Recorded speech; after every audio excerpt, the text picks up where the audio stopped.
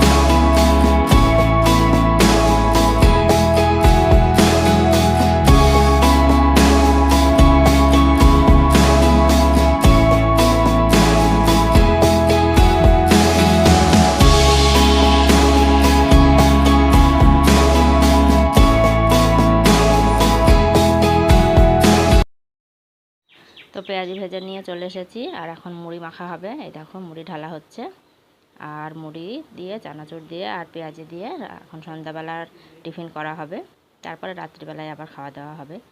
তো চলো, পেঁয়াজিগুলো ভাগ করা হয়ে গেছে। এই দেখো আমার ছেলের বাটির এটা, আর এখানে আমাদের সবার পেঁয়াজ এখনও আছে নিচে। আর এখানে চা হচ্ছে, বৌদি চা করছে। তো চা আর হচ্ছে মুড়ি পেঁয়াজি চানাচুর, এটাই হচ্ছে সন্ধ্যাবেলাকার টিফিন। পরে আবার রাত্রিবেলার রান্নাবান্না হবে, একটা সবজি তরকারি, আর রাত্রিবেলায় ভাত হবে। আর দুপুরকার মাছ একটু আছে অল্প, বেশি নেই, কারণ 2বার খাওয়া হয়ে গেছে। আর এখানে চা ঢালা হচ্ছে, দেখো 4টে কাপে, 4 জনের। মিষ্টু খাবে না, মিষ্টু হচ্ছে এখন খাবার খাবে, খেয়েও ঘুমিয়ে পড়বে। তো তার জন্য আমাদের 4 জনের। চলো, চাটা করা কমপ্লিট। আর লিকার চা দেখো। তো দেখো আমাদের এখন চা খাওয়া হচ্ছে, আর চা খেতে খেতে তোমাদের সামনে একটু আসলাম, কারণ হচ্ছে ভিডিওটা আর বেশি বড় করব না, এখানে শেষ করব। তো তার জন্যই। আর বৌদি আর আমি এই দেখো পেঁয়াজি খাচ্ছি, আর তোমাদের সামনে চলে এসেছি। তো ভিতর দেখো বাইরে কেমন অন্ধকার, কারণ প্রায় 7টা বেজে গেছে।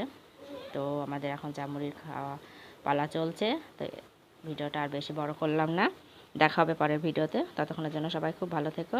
Tata, good night.